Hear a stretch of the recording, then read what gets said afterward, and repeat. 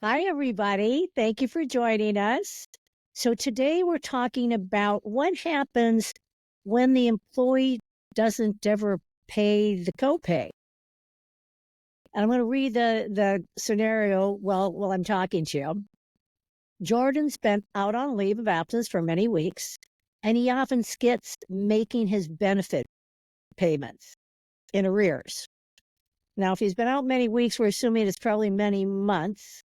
And if it's been 3 months and it's FMLA, we're typically not cutting off medical benefits until FMLA has already expired. And we're always giving them a 2-week notice before we're doing that. And it's typically cut off the first day of the month following the month in which the unpaid leave eligibility began or lack of eligibility began. So now we're talking about they are potentially exhausting FMLA and they haven't been paying their co-payment. And let's say they're moving into the ADA leave because they became eligible. They were a qualified individual with a disability and a leave as an accommodation was not an undue hardship. And they're still not paying their copay. Well, the first question is, why would they be getting benefits once FMLA ends? Now it's your company policy that's covering it. So I'm going to eliminate all of those questions because those are all issues also that might be impacted by the regulation itself, by a state regulation, by a state pregnancy regulation. There's a lot of ways that people can mix these combinations of how they get paid. But if you happen to be working with an employee who has the benefit of paid medical benefits, we're going to say under FMLA, but it doesn't matter if they did or not. That's not what the question asks. And they don't pay their copay. The question is, what is the best way to request payments from this employee? Are there any legal limitations to this? Can you explain what they are? And are we able to deduct the full amount from the payroll upon their return from leave without their written authorization? And are we able to make 2 times the deduction from payroll upon their return from leave without their written authorization? And can full arrears payments be deducted from a bonus check or separation payment without their authorization? And the answer is, of course not, especially if you're in the state of California. You do not deduct anything from an employee's payroll check without their authorization. So let's start at the beginning. What do you do? If you have employees who are not paying their copay, please wait till FMLA is over if that's where you are, and then cut off their health care benefits the first day of the month. The unpaid leave begins that doesn't pay enough to pay their copay, or the unpaid work began that they don't work enough hours to justify getting paid medical benefits. Do that. Then you won't have this problem.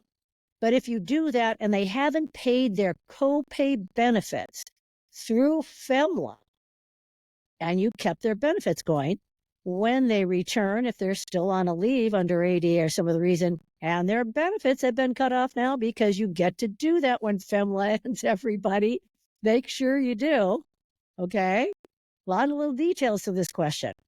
What do? We always have the employee sign a promissory note that says, hey, I'm authorizing you to deduct $25, $10, $50, $150, $200 a month from my paycheck upon my return to compensate for the copay that I was not capable of paying because I was not getting paid while I was on leave, so you couldn't deduct it from my payroll check.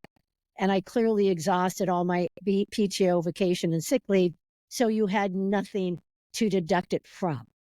And that's a situation that usually occurs. They're on leave, they've exhausted their accrued leave, they're still getting paid their benefits for some reason.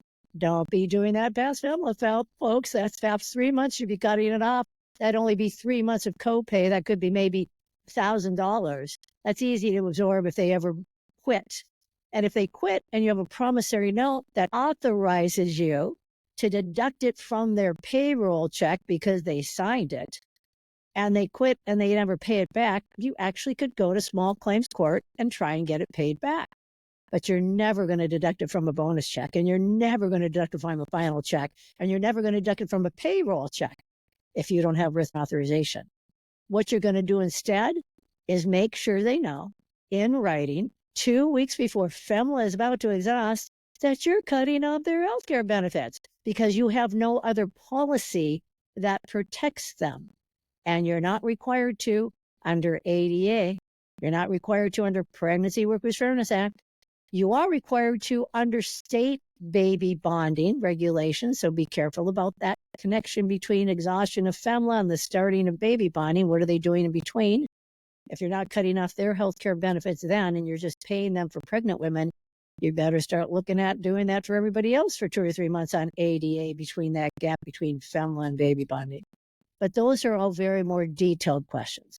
The answer to most of that question is, of course not. You do not deduct anything from an employee's payroll check that is not already standardized deduction that is written out in the policy manual. It's usually your policy, unless you've got written authorization. And this would be a perfect example as to why you would want to. Once you want to get authorization from your employee that, yeah, we'll pay your copay if you can't, could you sign here saying that you'll reimburse us when you come back to work and we'll deduct what's comfortable for you? 10, 20, 30, 40, $50 a paycheck? Great.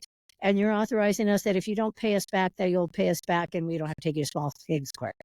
And you could even notarize it. But this is the way we handle it, everybody. Thank you very much for the question. Let us know what you're interested in knowing. Bye.